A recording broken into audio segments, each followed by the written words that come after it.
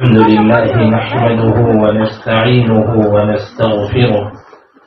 ونؤمن به ونتوكل عليه ونعوذ بالله من شرور أنفسنا ومن سيئات أعمالنا من يهده الله فلا مضل له ومن يضلله فلا هادي له ونشهد أن لا إله إلا الله وحده لا شريك له ونشهد أن سيدنا ونبينا ومولانا محمدا عبده ورسوله أرسله الله إلى الناس كافة بالحق بشيرا ونذيرا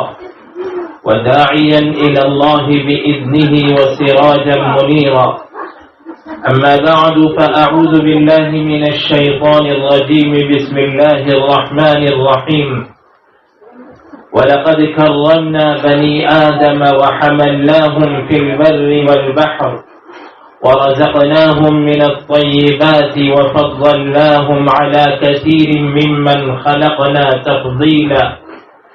وقال عز وجل والتين والزيتون وطور سينين وهذا البلد الأمين لقد خلقنا الإنسان في أحسن تقويم ثم رددناه أسفل سافلين إلا الذين آمنوا وعملوا الصالحات فلهم أجر غير ممنون فما يكذبك بعد بالدين أليس الله بأحكم الحاكمين وقال النبي صلى الله عليه وسلم بادروا بالأعمال قبل أن تقع الفتن كقطع الليل المظلم يصبح فيه الرجل مؤمنا ويمسي كافرا ويمسي مؤمنا ويصبح كافرا يبيع دينه بعرض من الدنيا أو كما قال صلوات ربي وسلامه عليه. معزز خواتین اسلام، محترم مائیں اور عزیز القدر بہنیں، یہ ہم سب کے لیے بہت ہی خوشی اور مسرت کا موقع ہے کہ اس وقت ان معصوم اور نونہالوں کے انعامی جلسے میں ہم جمع ہیں۔ یہ خالص ایک دینی مجلس ہے اور اس دینی مجلس میں، علمی مجلس میں، ان نونہالوں کے درمیان میں، ان معصوموں کے بیچ میں اللہ نے ہم سب کو ان کی خوشیوں میں شریک فرمایا ہے۔ یہ موقع اس پورے محلے کے لیے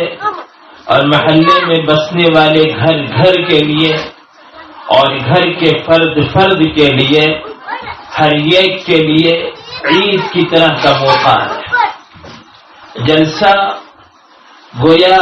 بچوں اور بچیوں کے لیے اور ان کے ساتھ میں ان کے والدین کے لیے بھی، ان کے سرپرستوں کے لیے بھی عید سے کم نہیں ہوتا۔ یہ گویا عید کا ایک منظر ہوتا ہے جب سب کے گھروں میں خوشیوں کی ایک لہر ہوتی ہے، اور پھر یہ خوشیاں بھی دین کے نام پر ہو، علم دین کے نام پر ہو،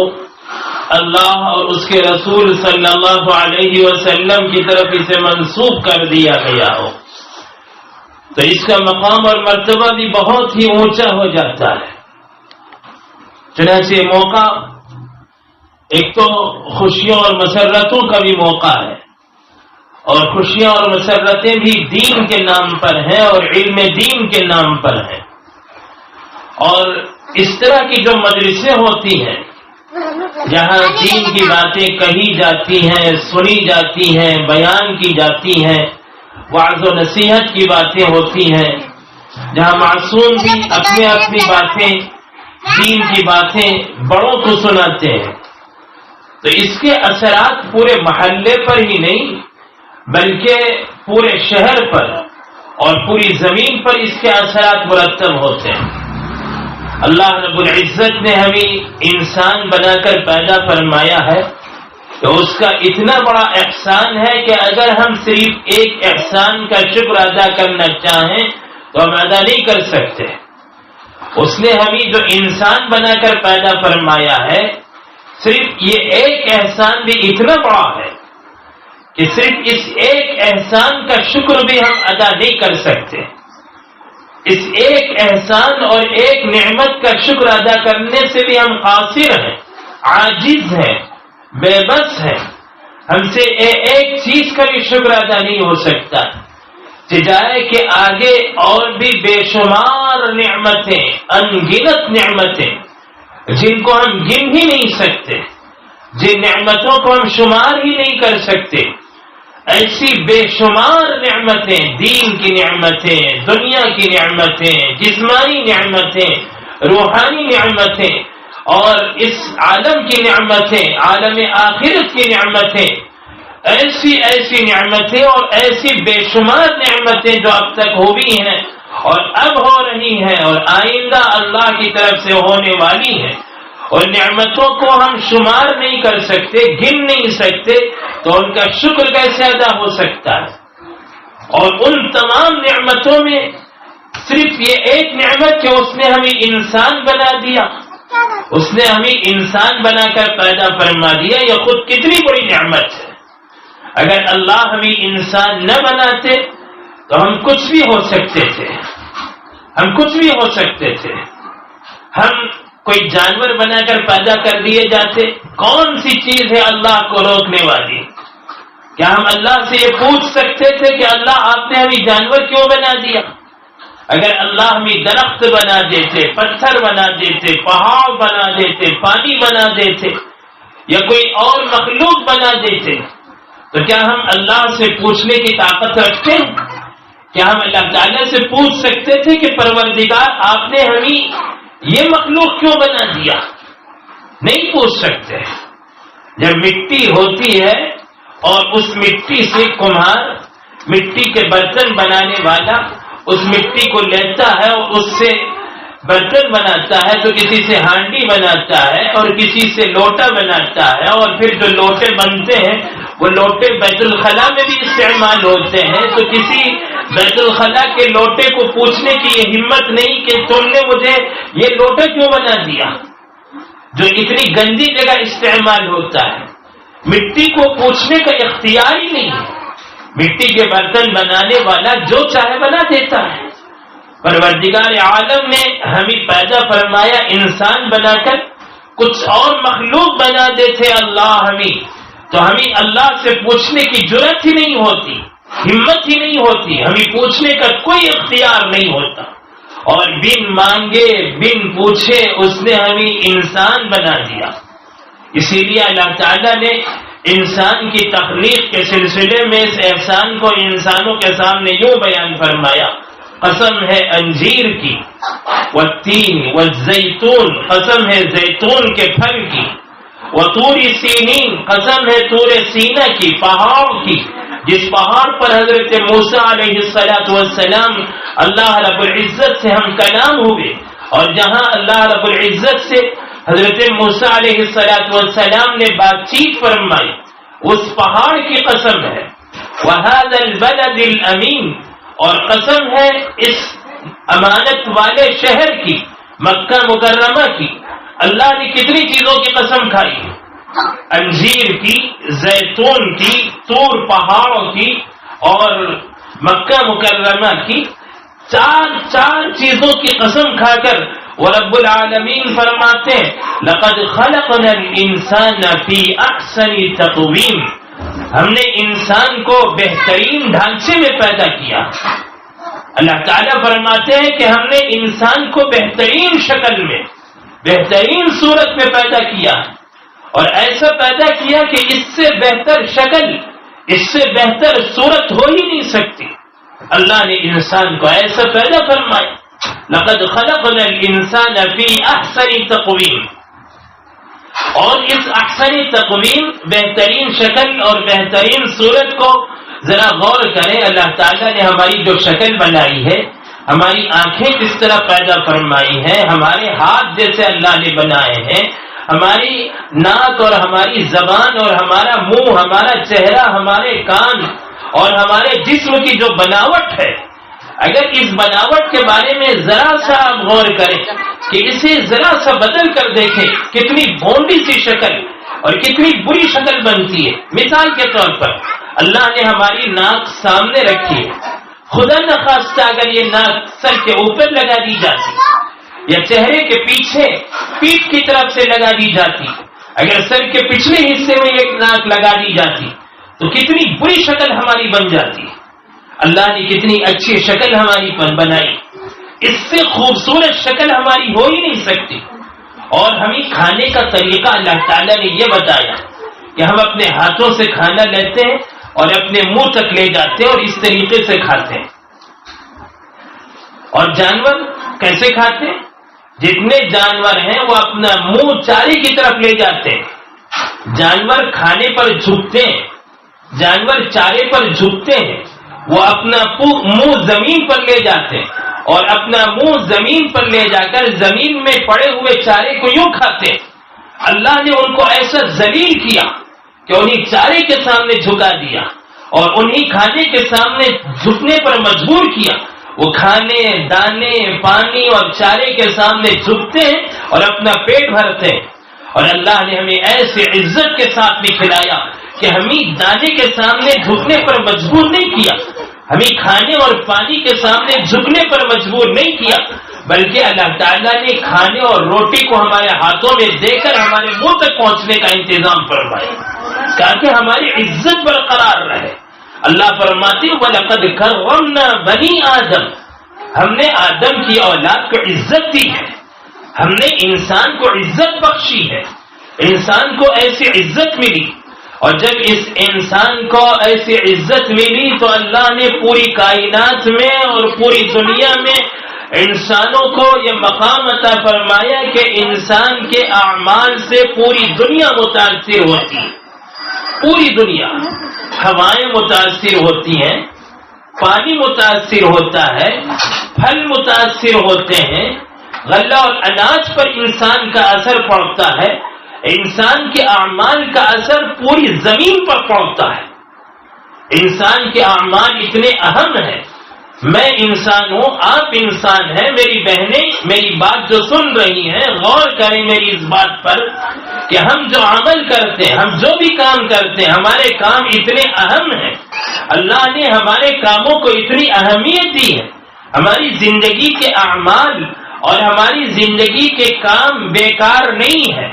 ہر کام میں اثر ہے, ہر عمل میں اثر ہے. اور ہم جو عمل کرتے ہیں یہ اعمال وہ ہیں جن اعمال کے کرنے کی اللہ نے اجازت دی ہے, جن اعمال کے کرنا جائز ہے, یا وہ اعمال ہیں جن اعمال کے کرنے کی اللہ نے اجازت نہیں دی اور اللہ نے ان اعمال کے کرنے کو حرام قرار دیا. اس طرح دونوں طرح کے اعمال ہیں. اگر ہم اللہ کی اجازت دیے ہوئے اعمال کرتے ہیں تو ان اعمال کے کرنے پر اللہ کی پکڑ ہمارے ساتھ نہیں ہوتی, اللہ ان اعمال پر پکڑ نہیں فرماتے. اور اللہ جن کاموں کے کرنے کا حکم دے رہے ہیں وہ کام اگر ہم کر لیں تو اللہ خوش ہو جاتے ہیں, اللہ راضی ہو جاتے ہیں. اور جن کاموں کے کرنے سے اللہ نے منع فرمایا کہ یہ کام مت کرو, اگر وہ کام ہم کر لیں تو اللہ ناراض ہو جاتے ہیں, اللہ غضبناک ہو جاتے ہیں, اللہ غصے میں آ جاتے ہیں. اور جب اللہ کا غصہ بھڑکتا ہے, اللہ غضبناک ہو جاتے ہیں, تو پھر اللہ کا عذاب اترتا ہے. اور آج پوری دنیا اللہ کے عذاب کو اپنی آنکھوں سے دیکھ رہی ہے. دنیا کا ہر ملک, دنیا کا ہر خطہ, روئے زمین کا ہر انسان اللہ کے غضب کا شکار ہے. تقریباً 1 سال سے جو 2019 کے آخر میں کووڈ-19 کے نام سے جو وائرس دنیا میں دریافت کیا گیا, اور جس وائرس کی انسانوں نے دریافت کی, اور چائنا سے جو وائرس شروع ہوا اور جس کی دریافت ہوئی, یہ وائرس جسے کووڈ کا نام دیا گیا اور جسے کورونا کا نام دیا گیا, جو چائنا سے پھیلا اور اس طرح پھیلا کہ دنیا کے بڑے بڑے ملک اس کے سامنے عاجز آ گئے. یہاں تک کہ بڑے بڑے ترقی یافتہ ممالک جہاں بڑی بڑی مشینیں موجود ہیں، جہاں انسان بڑے آرام کے ساتھ راحت کے ساتھ زندگی گزارتے ہیں، جہاں کی سڑکیں پاک صاف ہیں اور جہاں کی زندگی گزارنے کا معیار بہت ہی اونچا ہے، بہت ہی آرام دہ اور راحت والا زندگی گزارنے کا نظام ہے، ایسے ایسے ترقی یافتہ ممالک، ایسے ایسے ملک بھی اس وقت عاجز آ گئے۔ انہوں نے آخر لاک ڈاؤن کے نام پر اپنی فلائٹوں کی پرواز روک دی، فلائٹیں روک دی، راستے سنسان ہو گئے، بڑے بڑے شاپنگ مال بند ہو گئے اور بڑے بڑے جوے خانے بند ہو گئے، بڑی بڑی شراب کی دکانیں بند ہو گئیں، ساری سڑکیں ویران ہو گئیں اور محفلیں سنسان ہو گئیں، پوری دنیا پر ایسے سناٹا چھا گیا۔ یہ اللہ کے غضب کی علامت ہے، اللہ کے غصے کی علامت ہے، اللہ کی ناراضی کی دلیل ہے۔ یہ جو وبا آئی ہے یہ اللہ کا عذاب ہے۔ اللہ بندوں سے ناراض ہو گئے، اللہ انسانوں سے ناراض ہو گئے تو اللہ رب العزت نے یہ وبا بھیجی اور پوری دنیا اپنے اپنے گھروں کے اندر ایسے گھس گئی کہ پھر زمین پر ایک سناٹا سا چھا گیا اور ایسے لگتا ہے کہ پوری دنیا کی کوئی سانس رک گئی۔ ایسا محسوس ہونے لگا جیسے دنیا کی چلتی ہوئی سانس رک گئی۔ ایسا اللہ کا غضب اترا۔ یہ کیوں ہوا؟ انسانوں کے کرتوتوں کی وجہ سے، انسانوں کے اعمال کی وجہ سے، انسانوں کو اللہ نے جن کاموں کے کرنے سے منع فرمایا تھا، روکا تھا، وہ سارے کام انسان کرنے لگے، شراب پینے لگے، جوئے کھیلنے لگے، سود کھانے لگے، بے پردگی کرنے لگے، حرام کار کرنے لگے، حرام کے کام ہونے لگے اور پھر حرام کے نکاح، ناجائز تعلقات، اور پھر اس زمانے میں گناہ کرنا تو موبائل کی وجہ سے، سیل فون کی وجہ سے اتنا آسان ہو گیا اور پھر پوری دنیا میں انسان کی ہتھیلی میں آ گئی موبائل کے ذریعے سے، سیل فون کے ذریعے سے، جس سیل فون میں ساری بے حیائی کی ساری چیزیں موجود ہیں اور جس میں واٹس ایپ، فیس بک اور ٹویٹر اور دوسرے جتنے پروگرام ہیں، جتنے اپلیکیشنز ہیں جن کے ذریعے سے بے حیائی پھیلتی ہے، جن کے ذریعے سے انسانوں کو گناہ کرنا آسان ہو گیا اور لڑکوں اور لڑکیوں کے آپس کے ناجائز تعلقات بڑھ گئے، بے حیائی بڑھ گئی، بے پردگی بڑھ گئی، لوگوں کے اندر سے گناہ کا احساس نکل گیا اور لوگ نمازیں چھوڑنے لگے، قرآن کی تلاوت لوگوں نے چھوڑ دی اور نیکیاں کرنا چھوڑ دی، برائیوں پر ایسے ٹوٹ پڑے اور گناہ اتنے زیادہ ہونے لگے تو زمین بھی کانپ اٹھی، اللہ کا عذاب اترا اور اللہ کا عذاب ایسے ہی اترا کرتا ہے۔ قرآن کریم میں ہے جب قوم لوط نے،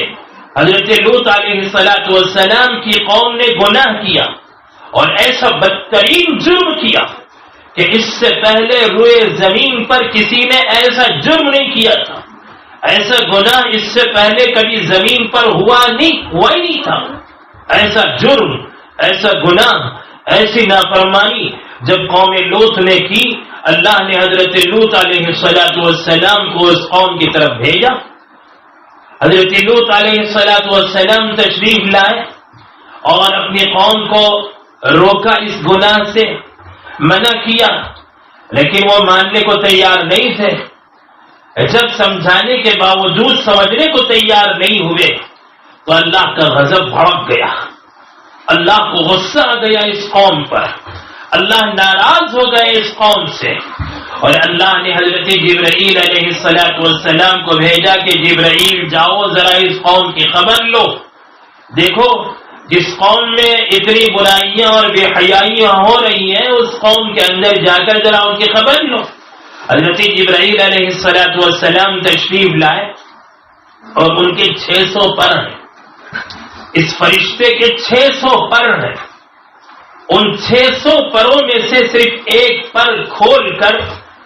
جہاں حضرت لوط علیہ السلام کی بستی آباد تھی اس بستی کی زمین کے نیچے پر پھیلا دیا اور پوری بستی کو اپنے پر اٹھا لیا اور اس پر اس پوری زمین کو لے کر آسمان تک اڑے، آسمان کے اتنے قریب چلے گئے کہ روایتوں میں آتا ہے، حضرات مفسرین نے نقل فرمایا ہے کہ اس قوم کے کتوں کے بھونکنے کی آواز آسمان کے فرشتوں نے سنی. آسمان کے اتنے قریب تک اس بستی کو لے گئے کہ اس بستی کے قوم کے کتے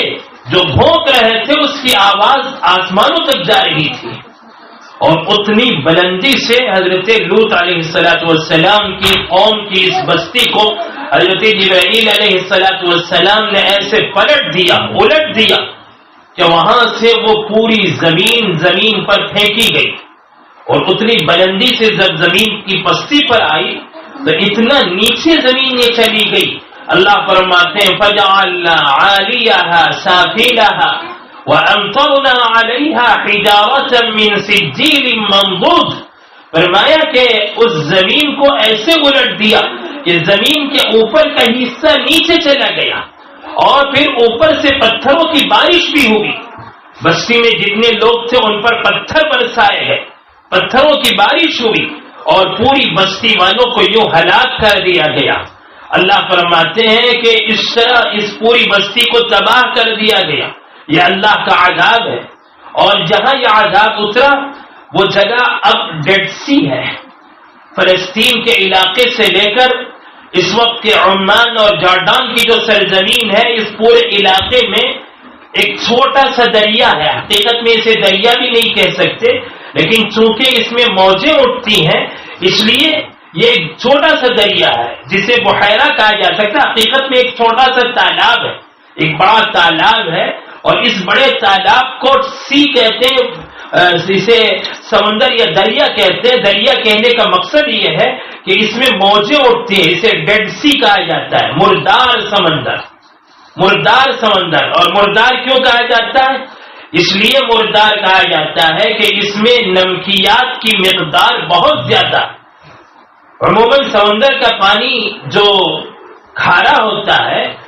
یہ پانی اتنا کھارا ہے کہ سمندر کے پانی سے 20% زیادہ اس کا پانی کھارا ہے.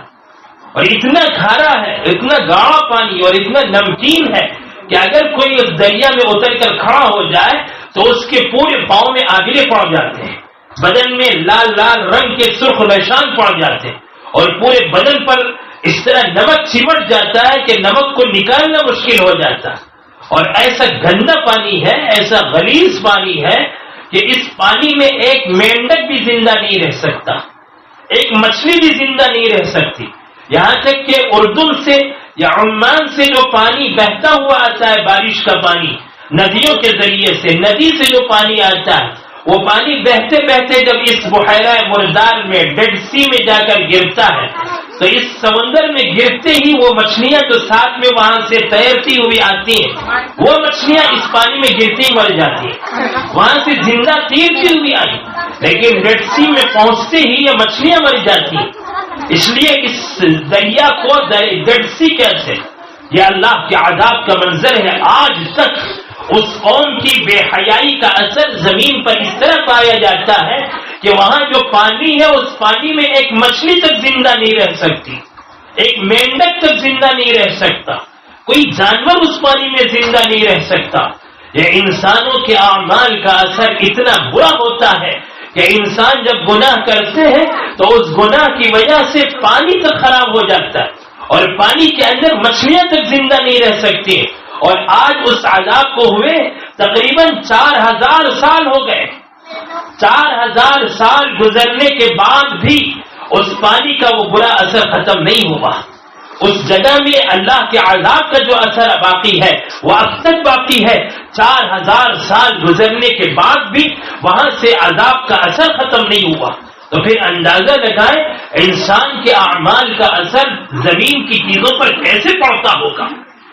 انسان کے اعمال تو اعمال, انسان کی نیت کا اثر بھی زمین پر پڑتا ہے. نیت کا اثر. نوشیروان عادل کا مشہور واقعہ ہے کہ نوشیروان جو بہت ہی انصاف پسند, نیک دل, نیک صفت بادشاہ تھے, وہ ایک مرتبہ شکار کے لیے باہر کہیں جنگل میں نکلے ہوئے. جنگل میں چلتے چلتے ان کے جو ساتھی تھے وہ ان سے بچھڑ گئے اور یہ تنہا اپنے سواری پر, اپنے گھوڑے پر سوار ہو کر آگے نکلتے چلے گئے. جنگل میں جاتے جاتے, شکار کرتے کرتے آخر انہیں پیاس لگی انہوں نے دیکھا کہ اس جنگل میں درمیان میں انار کا ایک باغ ہے، اس انار کے باغ میں گھس گئے،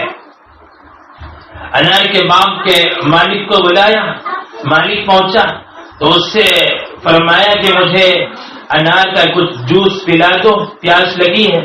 وہ جلدی سے گئے مہمان نوازی کرنے کے لیے، وہ باغ کے مالک انار توڑ کر اس کا جوس نکال کر جلدی سے گلاس میں ان کے سامنے پیش کیا، اور نوشیروان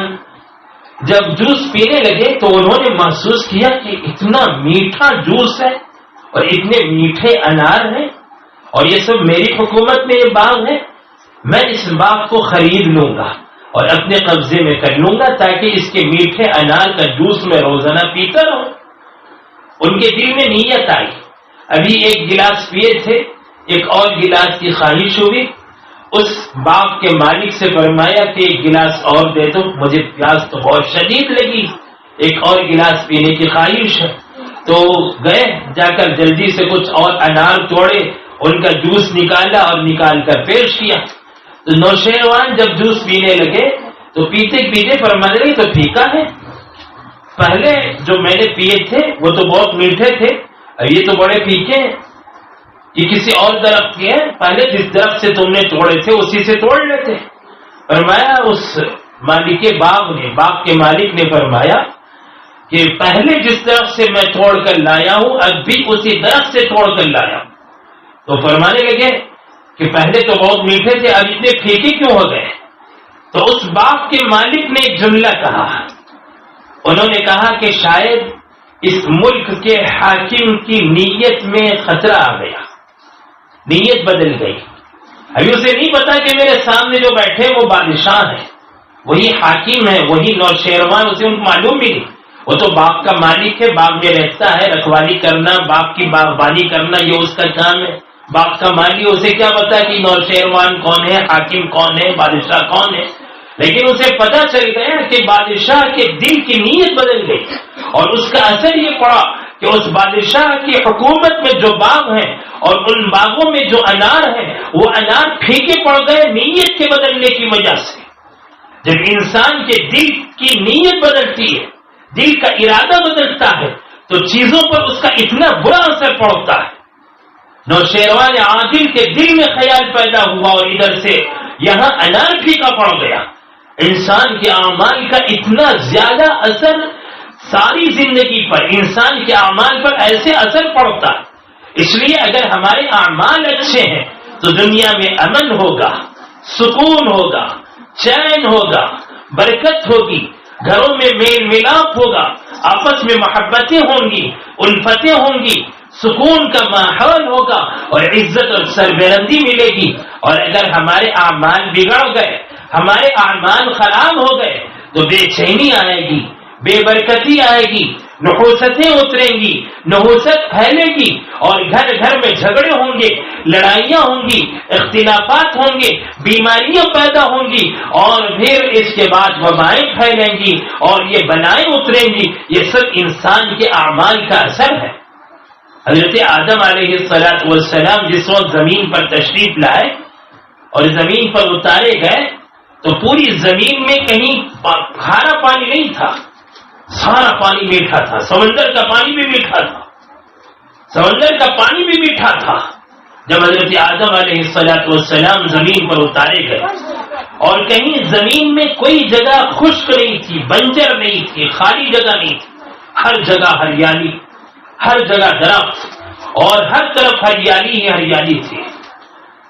اور درخت بھی پھلدار درخت، ایک بھی کانٹے والا درخت نہیں تھا، ہر طرف پھل والے درخت، اور درختوں میں بھی کوئی پھل پھیکا نہیں تھا، کڑوا نہیں تھا، ہر پھل میٹھا تھا۔ جب زمین پر انسان کو بسایا گیا اور سب سے پہلے قابیل نے حابیل کو قتل کیا اور لوگوں میں گانے بجانے کا رواج ہوا، لوگوں میں بے حیائی پھیل گئی، گناہ بڑھ گئے، لوگ گانے لگے، میوزک بجانے لگے، ڈانس اور گانا بجانا، ڈانس کرنا، ناچنا لوگوں میں عام ہو گیا، لوگ شراب پینے لگے، بے حیائی اور بے پردگی کے کام کرنے لگے، اور پھر لوگوں کے اندر سے نمازیں نکل گئی، گناہ کرنے لگے تو زمین بنجر ہونے لگی، زمین میں کانٹے کے درخت اگنے لگے، ہریالی کم ہو گئی، پھلوں میں سے مٹھاس ختم ہو گئی اور پھل پھیکے پڑ گئے اور پھلوں میں کڑواہٹ آ گئی اور سمندروں کا پانی پھیکا اور کڑوا ہو گیا اور کھارا ہو گیا۔ یہ سارا اس وجہ سے ہوا کہ انسان کے اعمال زمین پر بوئے ہو گئے۔ زمین پر جب انسان کے اعمال کچھ نہیں تھے تو زمین بہت اچھی تھی، اور جب انسان کے اعمال زمین پر اس طرح برے ہونے لگے تو زمین میں جو اچھے اثرات ہیں وہ سب ختم ہو گئے۔ اللہ نے جنت سے جب ایک پتھر اتارا تو وہ پتھر اتنا روشن اور چمکدار تھا، سفید دودھ کی طرح روشن اور چمکدار، اور اس کی روشنی اتنی تھی کہ ایک طرف وہ اس کی روشنی کی چمک 13 کلومیٹر تک، 20 اور 21 کلومیٹر تک اس کی روشنی کی چمک پہنچ رہی تھی، اتنی چمک تھی اس پتھر میں۔ اور جب اس پتھر کو کعبہ شریف میں لگا دیا، لوگوں نے اسے بوسہ دینا شروع کیا تو وہ پتھر لوگوں کے گناہوں کو جذب کرنے لگا، لوگوں کے گناہ اس پتھر میں اترنے لگے، تو وہ روشن اور چمکدار پتھر جس کی چمک کئی میل تک جاتی تھی اور کئی کلومیٹر تک اس کی چمک پہنچی، جہاں تک اس کی چمک پہنچی وہ پورا علاقہ حرم کہلایا۔ جتنی دور تک اس کی چمک پہنچی وہاں تک کا علاقہ حرم کہلاتا، کعبہ شریف سے لے کر ادھر مسجد عائشہ تک، تنعیم کے علاقے میں مسجد عائشہ تک 5-6 کلومیٹر کا فاصلہ، ادھر جعرانہ تک تقریباً 20-21 کلومیٹر کا فاصلہ، اور ادھر جدہ سے آتے ہوئے جہاں ایک نشان لگا ہوا ہے رحل اور قرآن شریف کا، جدہ سے کئی کلومیٹر دور، مکہ مکرمہ سے کئی کلومیٹر دور تک، وہاں تک اس کی چمک پہنچی۔ اور جتنی دور تک اس پتھر کی چمک پہنچی اس پورے علاقے کو حرم بنا دیا گیا، یہ پورا علاقہ حرم کی زمین کہلاتا، اتنی چمک تھی اس کی۔ اور جب لوگ بوسہ دینے لگے اس پتھر کو تو اس پتھر نے لوگوں کے گناہوں کو جذب کرنا شروع کر لیا، جس کے نتیجے میں پتھر کالا ہوتا گیا، اور کالا ہوتے ہوتے اس پتھر کا نام ہی کالا پتھر پڑ گیا۔ اب اسے حجر اسود کہتے ہیں، کالا پتھر۔ یہ کالا نہیں تھا، بہت ہی سفید تھا، بہت ہی روشن تھا، بہت ہی چمکدار تھا۔ پتھر پر انسان کے گناہوں کا اثر ایسے پڑا کہ پتھر اس کی چمک ختم ہو گئی، اس کی روشنی ختم ہو گئی۔ یہ انسان کے گناہوں کا اثر ہوتا ہے۔ اس لیے انسان اپنے اعمال کو سدھار لے تو زمین میں امن آئے گا، سکون پیدا ہوگا، ہمارے گھروں میں برکتیں آئیں گی۔ ابھی اپنے اعمال کو درست کرنے اور سدھارنے کی ضرورت ہے۔ حضرت مولانا رشید احمد گنگوہی رحمۃ اللہ علیہ ہمارے بڑے بزرگوں میں ان کا شمار ہوتا ہے۔ ان کے پاس کچھ لوگ آئے، کسی گاؤں والے، بستی والے، قریے والے، ان کا ایک مسئلہ تھا، انہیں ایک پریشانی تھی، وہ پریشانی لے کر پہنچے اور آ کر حضرت سے گاؤں والے کہنے لگے کہ حضرت ہمارا یہ مٹی کی مٹکی ہے، مٹی سے بنی گئی ہے، اور مٹی کی جو مٹکی ہے ہم اس سے پانی نکالتے ہیں کنویں سے، باوڑی میں پانی سینتے ہیں، اور پانی سیننے کے لیے ہم یہ مٹی کا برتن ڈالتے ہیں، مٹی کی یہ مٹکی ڈال کر ہم پانی نکالتے ہیں۔ کنویں کا پانی تو میٹھا ہے، باوڑی میں جو پانی وہ میٹھا ہے، لیکن جب ہم اس مٹکی سے پانی نکالتے ہیں تو پانی کڑوا ہو کر آتا ہے۔ باقی دوسرے لوگ اپنے اپنے برتن سے پانی نکالتے ہیں تو وہ پانی تو میٹھا ہوتا ہے۔ ہم اگر چاہیں تو اس مٹی کو توڑ دیں، دوسری مٹی ہم خریدیں، لیکن ہماری سمجھ میں نہیں آ رہا ہے کہ اس مٹی سے جو پانی نکلتا ہے وہ کڑوا کیوں ہو جاتا ہے، بس ہمیں یہ مسئلہ حل ہونا ہے۔ حضرت نے فرمایا میں تمہیں ایک عمل بتاتا ہوں، یہ عمل کرو اور پھر کل آ جانا۔ تم میں سے ہر ایک 100 مرتبہ لا الہ الا اللہ پڑھے، 100 مرتبہ لا الہ الا اللہ پڑھو، اور پڑھ کر اس مٹی پر پھونک دو۔ ہر ایک 100 مرتبہ لا الہ الا اللہ پڑھ کر مٹی پر پھونک دو اور پھر پانی نکالو۔ پانی کیسا آتا ہے آ کر بتاؤ۔ لوگ لے گئے اپنی بستی میں، سب لوگ جمع ہو گئے، سب نے 100 مرتبہ لا الہ الا اللہ لا الہ الا اللہ لا الہ الا اللہ لا الہ الا اللہ پڑھنا شروع کیا۔ سب پڑھتے گئے، ایک ایک تسبیح سب نے پڑھی، 100 مرتبہ بستی میں جتنے لوگ تھے سب پڑھ کر سب مٹی کے اس برتن میں پھونکنے لگے، مٹی کے اس مٹکی کو پھونک دیا اور پھر اسے لے گئے باڑی کے پاس اور باڑی میں ڈال کر پانی کھینچنا شروع کیا۔ اب پانی جو آیا تو بہت ہی میٹھا آیا۔ لوگوں کو وہاں تعجب ہوا کہ حضرت نے یہ کیا بات ہے، یہ بتا دی، اب تو پانی میٹھا آ رہا ہے۔ دوسرے دن پھر حضرت کے پاس پہنچے، حضرت کے پاس جا کر کہنے لگے کہ حضرت اب تو پانی میٹھا آتا ہے لیکن ہماری سمجھ میں نہیں آیا کہ یہ کیا ماجرا ہے اور ایسا کیوں ہوا ہے۔ حضرت نے فرمایا بھائی تم نے مٹی کا جو برتن خریدا ہے، مٹی کی جو مٹکی تم نے خریدی ہے، جس کمہار سے مٹی کے برتن بنانے والوں سے تم نے جو خریدی ہے، وہ بنانے والا مٹی لیتے ہوئے جہاں کافروں کے مردار جلائے جاتے اس مٹی سے وہ لے کر برتن بنا دیا، مٹکی بنا دیا، اور اس میں کفر کا جو اثر ہے، کافروں کی جو نحوست ہے، وہ نحوست اس مٹی میں اتر گئی، اور اس مٹی میں جب پانی جاتا ہے تو پانی بھی کڑوا ہو جاتا ہے۔ اور جب تم نے لا الہ الا اللہ کہا، یہ توحید کا کلمہ ہے، اللہ کی وحدانیت کا کلمہ ہے، اور یہ کلمہ پڑھ کر جب تم نے اس پر پھونک دیا تو یہ کلمے کی برکت اس کے اندر آ گئی، کلمے کی نورانیت اس کے اندر آ گئی، اور جب کلمے کی نورانیت آ گئی تو کفر کی نحوست ختم ہو گئی اور پھر پانی میٹھا ہو گیا۔ پانی جو کڑوا ہوتا تھا وہ کڑوا ہونے کا اثر ختم ہو گیا، کفر کا اثر ختم ہوا، ایمان اور توحید کی برکت آ گئی، ایمان اور توحید کی نورانیت آ گئی، مٹی بھی پاک صاف ہو گئی اور مٹی کا اثر جو برائی تھی، جو نحوست تھی، وہ ختم ہو گئی۔ اتنا اثر پڑتا ہے انسان کے عمل کا اس پوری مٹی پر بھی، انسان کے اعمال سے مٹی تک متاثر ہوتے ہیں۔ اس لیے ہمیں اپنے اعمال کو سدھارنے کی ضرورت ہے۔ رسول اللہ صلی اللہ علیہ وسلم نے ارشاد فرمایا، اے میری امت کے لوگوں، اے اللہ کے بندوں اور بندیوں، بادروا بالاعمال، عمل کے کرنے میں جلدی کرو،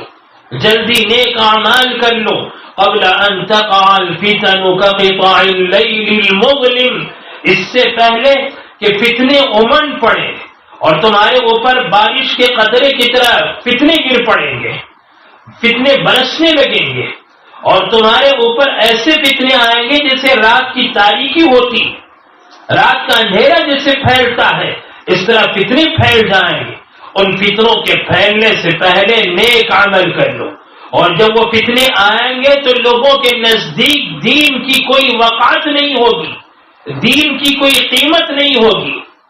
اس زمانے میں جب لوگوں کے نزدیک دین کی قیمت تھی، دین کی وقعت تھی، تو وہ اس دین کی حفاظت کے لیے اپنی جان تک دینے کو تیار ہو جاتے، ہر طرح کی قربانی دینے کو تیار ہو جاتے، لیکن کبھی دین پر آنچ آنے نہیں دیتے تھے، وہ دین کی ایسی حفاظت کرتے تھے۔ اس دین کی حفاظت میں ان صحابہ نے، تابعین نے، تبع تابعین نے، امت کے بزرگوں نے، شہداء نے اپنی جانوں کے نذرانے پیش کی اور اپنے خون سے اس دین کی آبیاری کی اور اس دین کو ایسے سینچا، اس دین کے ایسے حفاظت فرمائی، اور جب اس دین کی قدر تھی تو انہوں نے اپنی جان کی بھی پرواہ نہیں کی۔ اور آج حال یہ ہے کہ اس دین کی کوئی قدر نہیں، کوئی وقعت نہیں، ذرا سے پیسوں کے لیے لوگ اپنا دین بیچنے کو تیار ہیں۔ لڑکیاں غیروں کے ساتھ جو فرار ہو رہی ہیں بے دینی کی وجہ سے، بے فکری کی وجہ سے، انہیں اپنے ایمان اور دین کی کوئی فکر نہیں، اور ایک منظم سازش کے ساتھ میں مسلمانوں کو گمراہ کر کے ان کے اندر شرک کو داخل کرنے کی جو کوشش ہو رہی ہے، اس وقت خود ہمیں بھی اپنے دین کی فکر نہیں ہے۔ یہ فتنوں کا وہ دور ہے جب دین کو لوگ ایسے بیچ دیتے ہیں جیسے رسول اللہ صلی اللہ علیہ وسلم نے فرمایا، یبیع دینہ بعرض من الدنیا، کہ لوگ دنیا کے تھوڑے سے مال کے بدلے میں اپنا دین بیچ دیں گے۔ لوگ 5,000 کے لیے، 8,000 روپے کے لیے، 10,000 روپے کے لیے اپنا دین بیچ رہے ہیں۔ لوگ اپنا دین یوں بیچ رہے ہیں دنیا کی تھوڑی سی لذت کے لیے، دنیا کے تھوڑے سے مزے کے لیے، لڑکیاں اپنا دین بیچ رہی ہیں۔ یہ حال ہے اس وقت دین کی بے وقعت ہونے کا، دین کی ناقدری کا یہ حال ہے۔ اس وقت جو فتنے ہیں ان فتنوں کا یہ حال ہے۔ اسی لیے رسول پاک صلی اللہ علیہ وسلم نے ارشاد فرمایا کہ نیک عمل کر لو اس سے پہلے کہ ایک وقت آئے گا جب علم اٹھا لیا جائے گا، امانت اٹھا لی جائے گی، اور ایک وقت آئے گا جبکہ قرآن بھی اٹھا لیا جائے گا، اور بدترین لوگ جو زمین میں باقی رہ جائیں گے وہ دیکھیں گے کہ قرآن بھی اٹھا لیا گیا، امانتیں ختم ہو گئی اور بے دینی چھا گئی، اور جب وہ دیکھیں گے کہ اس طرح ساری زمین سے قرآن، امانت، علم دین سب اٹھا لیا گیا ہے تو بوڑھی عورتیں یہ کہیں گی کہ ہم نے اپنے باپ دادا کو، اپنے بڑوں کو ایک کلمہ پڑھتے ہوئے سنا تھا، کلمہ لا الہ الا اللہ وہ پڑھتے تھے، ہمیں تھوڑا تھوڑا وہ کلمہ یاد ہے، ہم بھی وہ کلمہ پڑھ لیں، شاید اس کلمے کے پڑھنے سے ہمیں فائدہ ہو جائے، شاید اس کلمے کے پڑھنے سے ہمیں نفع ہو جائے۔ لوگ اس طرح کلمے کو یاد کر کے کلمہ پڑھیں گے، ان کو کلمہ پڑھانے والا کوئی نہیں ہوگا۔ رسول اللہ صلی اللہ علیہ وسلم نے فرمایا کہ جیسے کپڑا پرانا ہو جاتا ہے تو کپڑا پرانا ہونے کے بعد میں اس کا نقش و نگار ختم ہو جاتا ہے، پھیکا پڑ جاتا ہے۔ جب نیا نیا کپڑا ہوتا ہے تو اس میں جو نقش ہوتا ہے، اس میں جو بیل بوٹے ہوتے ہیں وہ بہت ہی نمایاں اور صاف ہوتے ہیں، اس کا ڈیزائن بہت ہی صاف دکھائی دیتا ہے، لیکن جیسے جیسے اسے بار بار دھویا جائے، پہنا جائے، دھویا جائے، پہنا جائے تو پہنتے پہنتے اس کا نقش و نگار پھیکا پڑ جاتا ہے، اس کے بیل بوٹے پھیکے پڑ جاتے ہیں۔ اس طرح دین بھی پھیکا پڑ گیا ہوگا، لوگوں کو دین کا کوئی علم نہیں ہوگا، امانت کے بارے میں لوگ جانتے نہیں ہوں گے، توحید کے بارے میں لوگوں کو کچھ معلوم نہیں ہوگا، قرآن پڑھنے پڑھانے والے موجود نہیں رہیں گے، قرآن کے حروف زمین سے اٹھا لیے جائیں گے۔ جب قرآن بھی باقی نہیں رہے گا تو لوگ اس کلمے کے بارے میں کہیں گے کہ وہ کلمہ ہمیں تھوڑا تھوڑا یاد ہے، وہی پڑھ لے، شاید اسی سے نفع ہو جائے۔ کیسا وقت ہوگا وہ جب لوگوں کو کلمہ پڑھانے والے کوئی نہیں ہوں گے۔ صحابہ نے پوچھا یا رسول اللہ کیا یہ کلمہ لوگوں کو فائدہ دے گا؟ فرمایا یہی کلمہ تو ہے جو لوگوں کو جہنم سے بچانے والا ہے، یہ کلمہ پڑھنے والا کبھی نہ کبھی جہنم سے آزاد ہو کر جنت میں جائے گا۔ تو یہ کلمہ وہ ہے جو اللہ نے آج ہمیں عطا فرمایا، اور اس کے پڑھنے پڑھانے کے لیے ایک ماحول اللہ نے ہمیں عطا فرمایا، اور اس کلمے کے پڑھنے پڑھانے کے لیے یہ دینی مکاتب اللہ نے ہمیں عطا فرمائے، اور خصوصاً جب خواتین کے اندر، عورتوں کے اندر احساس جاگتا ہے نیک عمل کرنے کا تو عورتیں بڑی طاقتور ہوتی ہیں۔ اس میدان میں عورتوں کے اندر ایک مزاج ہوتا ہے کہ وہ بہت جلدی سدھر کر دوسروں کی سدھار کا ذریعہ بن جاتی ہیں، اور جب عورتیں سدھرتی ہیں تو اللہ تعالیٰ کی رحمتیں بھی جوش میں آ جاتی ہیں۔ میں ایک مثال عرض کر دوں، جو مکہ مکرمہ آج اتنا پر رونق ہے، جہاں اتنی رونقیں ہیں، جہاں یہ چہل پہل ہے، جہاں اتنی برکتیں نازل ہوتی ہیں، ذرا سوچیں آج سے 4000 برس پہلے کیا وہ مکہ مکرمہ جہاں ایک انسان بھی نہیں تھا، مکہ مکرمہ کی اس سرزمین میں ایک پرندہ بھی نہیں تھا، پانی کا ایک چشمہ بھی نہیں تھا، اور دور دور تک کہیں آبادی کا نام و نشان نہیں تھا، صرف صحرا، ریگستان، پتھر ہی پتھر، چٹان ہی چٹان، ریت کے تودے، یہ مکہ مکرمہ۔ یہاں سب سے پہلے قربانی دے کر بسیرا کرنے والی ایک خاتون ہے، ایک عورت ہے جن کا نام ہاجرہ ہے۔ حضرت ہاجرہ علیہ السلام نے اپنے شیرخوار بچے کو، دودھ پیتے بچے کو لے کر یہاں پہنچی اللہ کے حکم سے، حضرت ابراہیم علیہ السلام کی قربانی کی برکت سے، اور یہ چھوٹا سا بچہ حضرت اسماعیل علیہ السلام اور حضرت ہاجرہ یہاں موجود ہے، اور رات کا وقت ہوگا، اندھیرا ہوگا، کتنا خوفناک اور وحشتناک ہوگا وہ صحرا اور وہ ریگستان جہاں تیسرا کوئی اور انسان ہے ہی نہیں، تنہا حضرت ہاجرہ ہے، اور ان کی قربانی کی یہ برکت ہے۔ ایک عورت کی قربانی کتنی طاقتور ہوتی ہے عورت، اور عورت کے اندر کیسی قوت ہوتی ہے،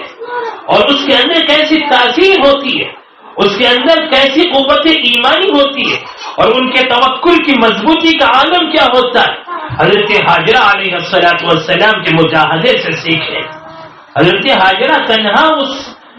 ریگستان میں، اس جنگل میں، اس بیابان میں اکیلے رات گزارتی رہتی، یہاں تک کہ اللہ رب العزت نے ان کی برکت سے عمرہ کرنے والوں کو، عمرہ کرنے والیوں کو، حج کرنے والوں اور حج کرنے والیوں کو سعی عطا فرمائی، صفا اور مروہ کی سعی۔ صفا اور مروہ کی سعی کرنے والی سب سے پہلی خاتون حضرت حاجرہ ہے۔ حضرت حاجرہ کی یہ سنت ہے، اللہ نے اس ایک عورت کی اس سنت کو، ان کے اس طریقے کو اتنا پسند فرمایا، اور پھر انہی کی برکت سے زمزم کا کنواں ملا۔ زمزم کا پانی سب سے پہلے پینے اور پلانے والی حضرت حاجرہ ہے۔ حضرت حاجرہ علیہ السلام کی برکت سے جنت کا پانی ہمیں نصیب ہوا، زمزم کا پانی ہمیں نصیب ہوا، یہ ان کا مجاہدہ اور ان کی برکت ہے۔ میری بہنیں، آپ بھی اگر مجاہدے پر آ جائیں، اگر آج کی اس مجلس میں آپ توبہ کر لیں کہ آج سے ہم سے بے پردگی نہیں ہوگی، ہم بے حیائی کے کام نہیں کریں گے، ہم گناہ نہیں کریں گی، ہم نافرمانیاں نہیں کریں گی، توبہ کریں ہم آج سے کہ ہم سے نمازیں نہیں چھوٹیں گی، 5 وقت کی نمازوں کی ہم پابندی کریں گی، اور روزانہ کم از کم آدھا گھنٹہ ہم قرآن کریم کے سیکھنے سکھانے میں لگائیں گی، قرآن کریم کی تلاوت میں اور اس کے پڑھنے میں ہمارا وقت گزرے گا، اور اسی طرح ذکر کی ہم پابندی کریں گی، اور اپنے بچوں اور بچیوں کی دینی تربیت کریں گی، اور کسی بھی طرح کی نافرمانی سے اور گناہ سے ہم بچتی رہیں گی۔ آج کی اس مجلس میں آپ توبہ کر لیں اور نیکی کی نیت کر لیں۔ اگر یہ نیت کر لیں تو آپ کی اس نیت کی برکت سے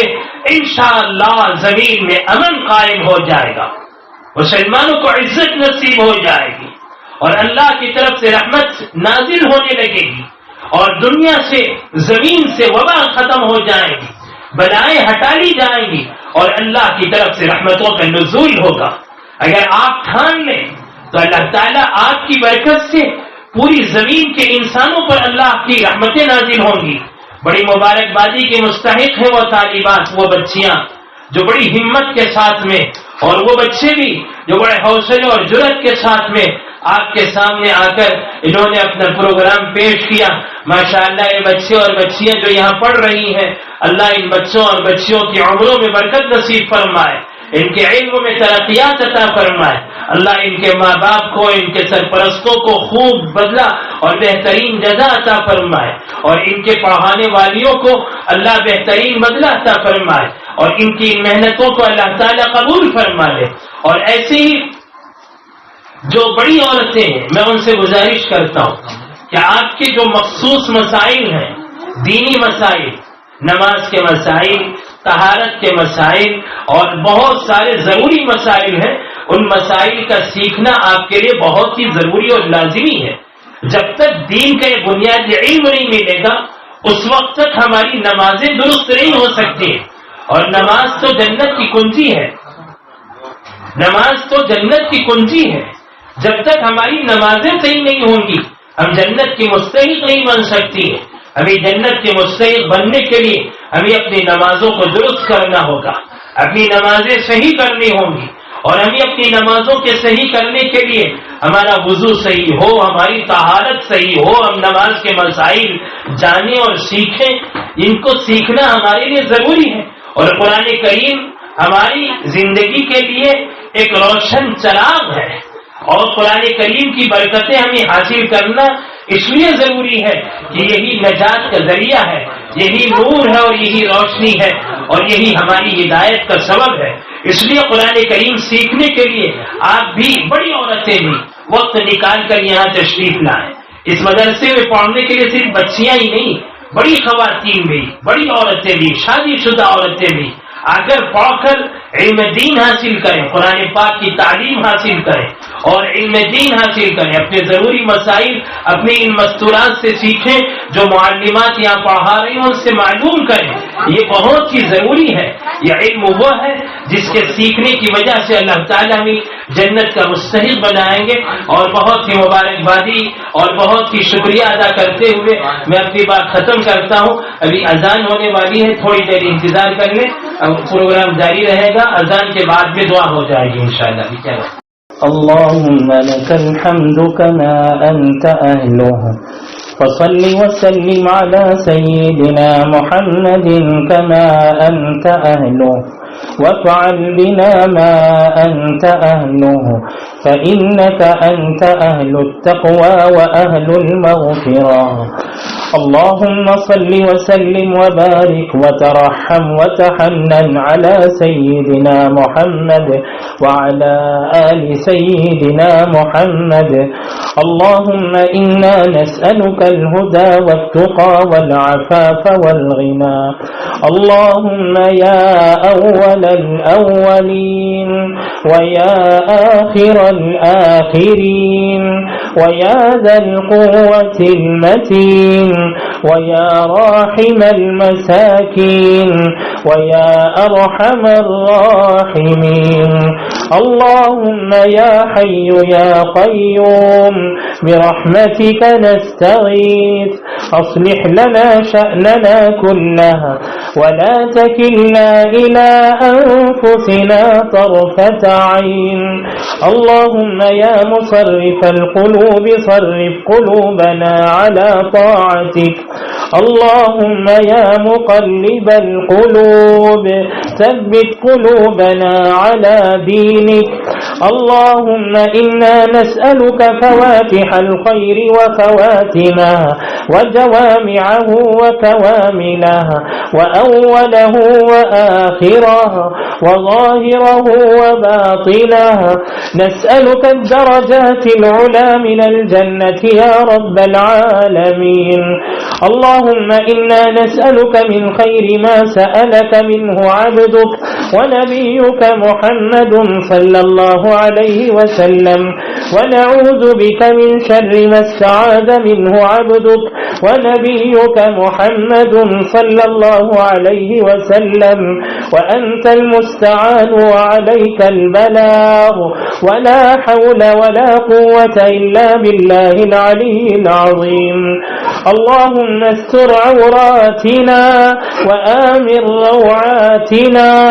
اللهم احفظنا من بين أيدينا ومن خلفنا وعن أيماننا وعن شمائلنا ونعوذ بعظمتك أن نغتال من تحتنا ربنا آتنا في الدنيا حسنة وفي الآخرة حسنة وقنا عذاب النار اے اللہ یہ آپ ہی کا احسان ہے اور آپ ہی کا کرم ہے کہ آپ نے اس مبارک مجلس میں ہم سب کو جمع فرمایا۔ اے اللہ ہمیں اس دینی مجلس میں اکٹھا فرمایا اور اے اللہ اس دین کی باتیں کہنے کی اور سننے کی آپ نے ہمیں سعادت بخشی۔ اے اللہ ہماری اس جمع ہونے کو قبول فرما لے۔ اے اللہ آپ کے دین کی تعلیم کا یہاں جو سلسلہ چل رہا ہے اے اللہ آپ اسے قبول فرما لے۔ اے اللہ اس سلسلے کو اور ترقیات عطا فرما دے۔ اے اللہ اس میں برکتیں نصیب فرما دے۔ اے اللہ اس پڑھنے اور پڑھانے کو قبول فرما لے۔ اے اللہ اس سیکھنے سکھانے کو قبول فرما لے۔ اے اللہ اس مکتب اور مدرسے کو ترقیات سے مالا مال فرما دے۔ اے اللہ اس کے معاونین کی بھرپور مدد فرما۔ اے اللہ اس میں پڑھانے والوں اور پڑھانے والیوں کی پوری مدد فرما۔ اے اللہ اس میں پڑھنے والے بچوں اور بچیوں کی عمروں میں برکتیں نصیب فرما۔ اے اللہ ان کے علم میں برکتیں عطا فرما۔ اے اللہ ان کے علم و عمل میں برکتیں نصیب فرما دے۔ اے اللہ ان کی زندگیوں کو روشن و تابناک بنا دے۔ اے اللہ اس وقت جس بچے نے اور جس عزیزم نے مولا آپ کا کلام پاک مکمل کیا ہے اور قرآن کریم ان کے ختم کی سعادت حاصل کی ہے، اے اللہ اس بچے کے اس ختم قرآن کو قبول فرما لے، اے اللہ اس کے علم میں عمر میں برکتیں عطا فرما دے، اے اللہ اس کے عمر میں برکتیں نصیب فرما دے، اے اللہ علم میں ترقیات عطا فرما دے، اے اللہ علم دنیا اور علم دین کے لیے اے اللہ اس کے سینے کو کھول دے، اور اے اللہ اپنے علوم معارف کے خزانوں کو اس میں محفوظ فرما دے۔ اے اللہ جتنے بچے اور بچیاں یہاں پڑھ رہے ہیں اے اللہ سب کی عمروں میں برکتیں عطا فرما دے، سب کے علم میں برکتیں عطا فرما دے، اے اللہ انہی ان کے ماں باپ کی آنکھوں کی ٹھنڈک بنا دے، اے اللہ ہر طرح کے کفر و شرک سے اور اے اللہ ہر طرح کی نافرمانیوں سے ان کی حفاظت فرما، انہیں نیک اور صالح بنا دے، اے اللہ ہر طرح کی گمراہ کن فتنوں سے ہماری حفاظت فرما، اے اللہ گمراہ کر دینے والے فتنوں سے ہماری حفاظت فرما لے، اے اللہ ہر طرح کی گمراہی میں ڈالنے والے فطروں سے ہماری اور ہماری نسلوں کی حفاظت فرما لے، دجالی فطروں سے ہماری حفاظت فرما لے، اے اللہ رات اور دن کے فطروں سے ہماری حفاظت فرما لے، اے اللہ ہمارے گناہوں کو معاف فرما دے، مولا ہماری خطاؤں سے درگزر فرما دے، اے اللہ اے اللہ آپ اپنی رضامندی اور خوشنودی عطا فرما دے، اے اللہ ہم سے راضی ہو جا، اے اللہ ہم سے راضی ہو جا، اے اللہ آپ کی ناراضی سے ہم آپ کی پناہ چاہتے ہیں، اے اللہ یہ جو وبا اور بلا پورے عالم میں پھیلی ہوئی ہے اے اللہ یہ آپ کی ناراضی کی علامت ہے، اے اللہ آپ کے غضب سے ہماری حفاظت فرما لے، اس وبا اور بلا کو دور فرما دے، اے اللہ اس وبا سے اور بلا سے پوری امت کی حفاظت فرما لے، اے اللہ امت مسلمہ کو عافیت عطا فرما دے، اے اللہ امت مسلمہ کو عافیت کی دولت سے مالا مال فرما دے، اے اللہ پوری امت کے حق میں عزت اور سربلندی کے فیصلے فرما، اے اللہ جتنی مستورات اور جتنی بہنیں یہاں جمع ہیں اے اللہ سب کے دل کی جائز مرادیں پوری فرما دے، اے اللہ سب کی جائز تمنائیں پوری فرما دے، اے اللہ جتنی پریشانیاں ہیں ساری پریشانیوں کو دور فرما دے، اے اللہ ہر مشکل کو آسان بنا دے، اے اللہ جتنے بے اولاد ہیں انہیں نیک اور صالح اولاد عطا فرما دے، اور ہماری نافرمان اولاد کو فرمانبردار بنا دے، اے اللہ ہماری اولاد کے اندر سے بے دینی کو بددینی کو بے حیائی کو ختم فرما دے، اے اللہ ہماری نسلوں کو ہر طرح کی بے دینی سے محفوظ فرما دے، اے اللہ ہر طرح کی بے دینی اور بے حیائی سے پوری امت کی حفاظت فرما لے، اور اے اللہ جس منظم سازشوں کے ساتھ میں اے اللہ اسلام اور مسلمانوں کو بدنام کرنے کی کوششیں ہو رہی ہیں اے اللہ آپ ہی ساری سازشوں کو ناکام بنا دیں، اے اللہ اسلام اور مسلمانوں کے خلاف میں جتنی سازشیں ہو رہی ہیں اے اللہ اگر آپ چاہیں تو انہی سازشوں سے اسلام اور مسلمانوں کو سربلندی عطا فرما دیں، آپ کے لیے کوئی مشکل نہیں ہے، اے اللہ ساری چیزیں ہمارے لیے مشکل ہیں، آپ کے لیے کوئی کام مشکل نہیں ہے، اے اللہ ہمارے خلاف جو سازشیں ہو رہی ہیں اے اللہ انہی سازشوں کے ذریعے سے ہمیں عزت دے دے، اے اللہ اسی کو انہی کی طرف پلٹا دے، انہی سازشوں کو اے اللہ دشمنان اسلام کی طرف پلٹا دے، اور انہی سازشوں سے انہی ہلاک کر دے، اے اللہ ان کی تباہی اور بربادی کے جلدی فیصلے فرما، اے اللہ اسلام اور مسلمانوں کے خلاف میں سارے عالم میں جو کچھ سازشیں ہو رہی ہیں اے اللہ ساری سازشوں کو سارے منصوبوں کو آپ اپنے فضل سے ناکام بنا دیں، اور ان کی سازشوں سے اے اللہ اسلام اور مسلمانوں کی حفاظت فرما لے، سارے عالم میں اسلام اور مسلمانوں کو عزت اور سربلندی عطا فرما دے، اے اللہ پورے عالم میں اسلام اور مسلمانوں کو عزتیں عطا فرما دے، سربلندیاں عطا فرما دے، ذلت اور رسوائی سے اے اللہ پورے عالم کے مسلمانوں کی حفاظت فرما لے، اے اللہ یہ آپ کے حبیب کی امت ہے، اے اللہ اس وقت جو امت فلسطین میں پریشان ہے اے اللہ اس وقت جو امت پورے عالم میں پریشان ہے اے اللہ جو امت اس وقت پورے ہندوستان میں پریشان ہے اے اللہ جس امت پر سارے اغیار مسلط ہیں، یہود و نصارہ اور مشرکین کا تسلط ہے اے اللہ اس تسلط کو ختم فرما دے، کفر کے اس غلبے کو ختم فرما دے، اے اللہ کفر کے اس غلبے کو ختم فرما دے، اے اللہ آپ اپنے فضل سے اپنے کرم سے اپنے حبیب پاک صلی اللہ علیہ وسلم کے صدقے میں کفر کے غلبے کو جلد سے جلد ختم فرما دے، اور اسلام اور مسلمانوں کو غلبہ عطا فرما دے، اسلام اور مسلمانوں کو تسلط عطا فرما دے، اے اللہ سارے عالم میں اس امت کو اے اللہ بھرپور عزتیں نصیب فرما دے،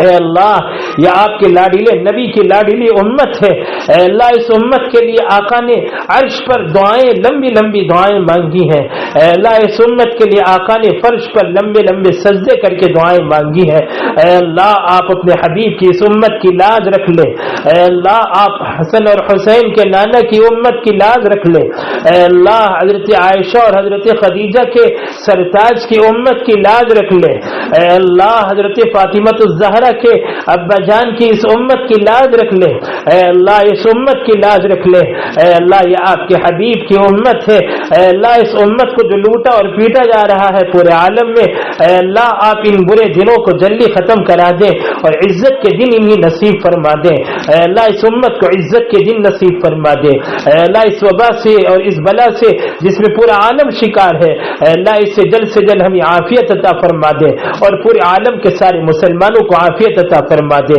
اے اللہ ہم سب کے سارے گناہوں کو معاف فرما دے، اے اللہ جتنے مقروض ہیں سب کے قرض کی ادائیگی کے راستے پیدا فرما دے، جتنے بیمار ہیں اے اللہ سب کو صحت عاجلہ کاملہ دائمہ مستمرہ عطا فرما دے، اور اے اللہ جتنے بے روزگار ہیں مولا سب کو روزگار عطا فرما دے، اور جتنے کاروباری ہیں مولا سارے مسلمان کاروباریوں کے کاروبار کو ترقیات عطا فرما دے، سارے مسلمان تاجروں کی تجارت کو حفاظت فرما لے، اے اللہ سارے تاجروں کی تجارت کی حفاظت فرما، اے اللہ جو مسحور ہیں ان کے سحر کو ختم فرما دے، اے اللہ جو مختلف فتنوں میں مبتلا ہیں اے اللہ سب کے فتنوں سے اے اللہ سب کو نجات عطا فرما دے، اے اللہ امت کے سارے مسلمانوں کی اے اللہ بھرپور حفاظت فرما، ہر طرح کے فتنوں سے حفاظت فرما لے، اے اللہ امت کے خلاف ہونے والی ساری سازشوں کو آپ اپنے فضل سے ناکام بنا دے، اے اللہ آپ اپنے فضل و کرم سے امت کو عزت اور سربلندی عطا فرما دے، اے اللہ جو پریشان حال ہے سب کی پریشانیوں کو دور فرما، اے اللہ جن جن لوگوں نے دعاؤں کی فرمائش کی ہے اے اللہ سب کی مرادیں پوری فرما دے، سب کی جائز حاجتیں پوری فرما دے، اے اللہ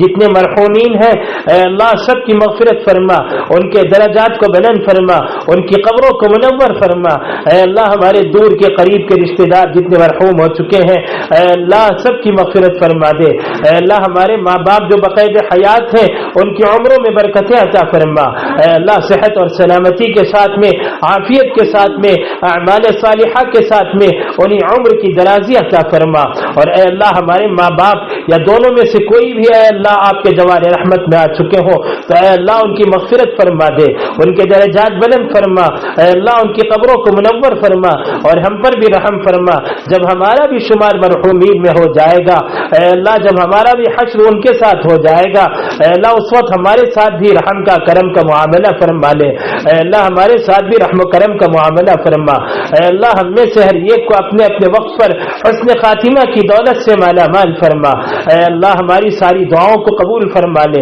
اے اللہ ہم نے جو کچھ بھی مانگا ہے وہ آپ اپنے فضل سے عطا فرما دیں، جو مانگنے سے رہ گیا ہے وہ بھی آپ اپنے فضل سے ہمیں عطا فرما دیں، ہماری سب دعاؤں کو اے اللہ آپ محض اپنے فضل سے اپنے کرم سے اپنے حبیب پاک صلی اللہ علیہ وسلم کے صدقے میں قبول فرما لے۔ ربنا تقبل منا انك انت السميع العليم وتب علينا انك انت التواب الرحيم سبحان ربك رب العزة عما يصفون وسلام على المرسلين والحمد لله رب العالمين۔